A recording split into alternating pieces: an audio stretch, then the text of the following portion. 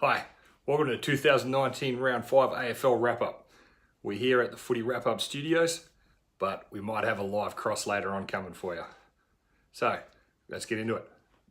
Now, the AFL has taken the drag out around over 5 days to whole new levels. They're now dragging out 2 rounds with barely any time off in between. That means over 11 days, we've got 10 days of footy.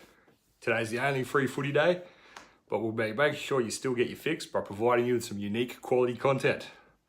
This is an easy one, the round where all the large wins were by favourites each game. There was only one upset, which we'll get to later. Everyone should have gotten 8 tips, and if you didn't, then I might need to start doing previews instead of reviews, because this was an easy week. Speaking of unique quality content, we've heard that Wayne Carey is now doing emoji reviews of games. This is par for the course of Wayne Carey. See something that someone else has and he likes and try and take it. But like Anthony Stevens, we know we can do it better than him. Especially if he rolls out his playing on a Wakeland joke every week like he does on the radio. Right, the round started with the first sellout in Brisbane in 9 years. Obviously that tells you they were playing Collingwood. No other teams managed to sell out whatever they call the third-rate ground they play on. They played really well too. Pies barely managed to double their score. But like everyone that plays the Pies, they got beaten and got beaten easy. Pies can beat anyone except the umpires. Next up, we had Good Friday football. This is fairly new to the AFL. North Melbourne spent 10 years campaigning for the right to host Good Friday football. They rewarded the AFL and the crowd with this opportunity by also having their score doubled. And by Essendon. That's like having the baby take the candy off you. And this isn't even the upset I mentioned earlier. This is just how bad North are. Thanks for that wrap up, Essendon nerd. Right, in industry news, Footy Wrap Up's taken on an intern. Someone to do smoko runs, keep us old people up to date on social media trends. We've sent this intern to review the Eagles' power game. Let's cross to Bruce on location and see how he goes. Welcome to the halftime report taken live from here at Perth Stadium. We'll try to keep the punchlines high quality, just like Gaff's hit on Brayshaw last year.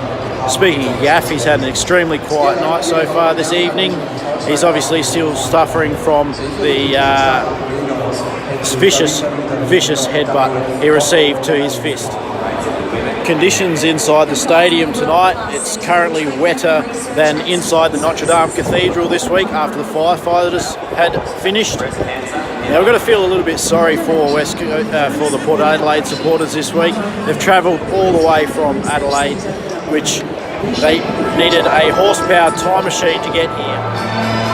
Luckily, the horsepower time machine was on time in getting to the stadium this evening, and the lead at half time, the 2.5 hour time difference isn't the only thing that's beating West Coast.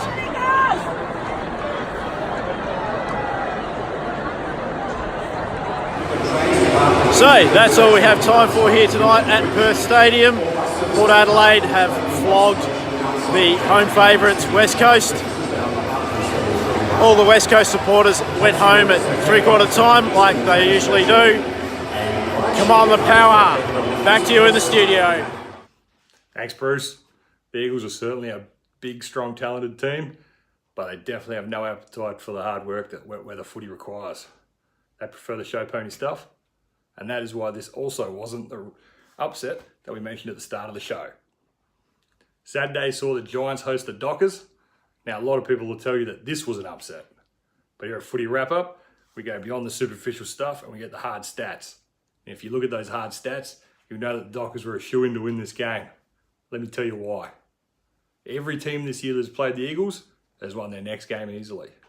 Even if you lose to the Eagles, the game doesn't take any physical toll and you're fresh the next week. It's a symptom that the Eagles really aren't interested in any hard work, and so that's why this was an upset. Unfortunately, Dockers went to Warnbro McDonald's to celebrate after the game. Next game was the pitiful Melbourne getting beat by St Kilda by 40 points.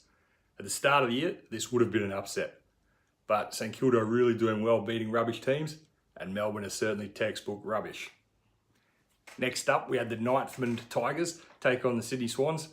Sydney are really struggling this year, and Ninthman Tigers need to win a few more games to get back up to ninth where they belong. So, they obviously won. Okay, so this round was the Easter round. A lot of people don't know the Easter story. I think it's a tragedy, and I think we should all know that Easter is about more than eating lots of chocolate eggs. So let me take you back and tell you the true story of Easter. It was an earlier time. People didn't know then what they know now. They thought they did, but like an Eagles supporter trying to understand the rules, or a Carlton supporter trying to calculate a salary cap, we had no idea. Good Friday football did not exist back then. So it was Easter Saturday, the 30th of March 2002, the first round of the season. Brisbane had won the year before, but Carlton had finished 5th and decided the salary cap did not apply to them. So understandably, their hopes were high.